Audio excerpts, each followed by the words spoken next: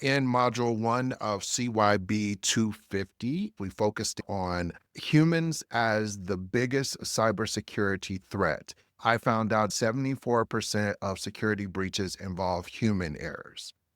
74% of security breaches involve human error.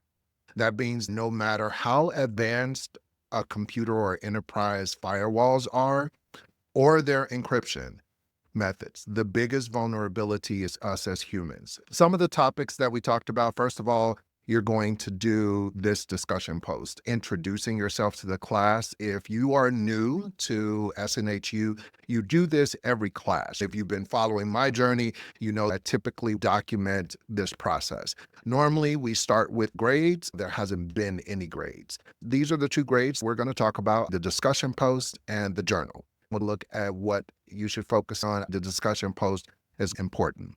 In my post, I talked about phishing attacks, those email messages, and maybe some of you right now are getting those text messages saying you need to pay a toll. Even though that's not necessarily phishing, if you got that through an email, that's a phishing attack. Someone is trying to get your information. Insider threats was something else I talked about. You don't have to do your post like this, but I try to make sure my post is colorful. This professor has to read tons of these, maybe 12, 13, 14 students. And this just gives them something to look at that's different. At this stage of being in school, if you are at the junior level, you need to start making sure that you have references to back up the things that you're saying.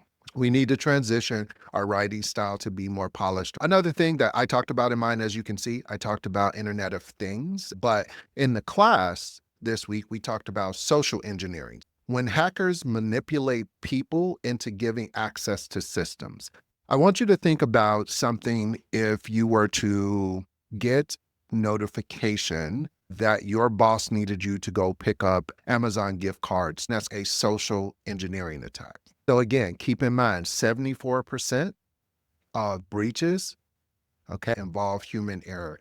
How are we fighting human-based cyber attack?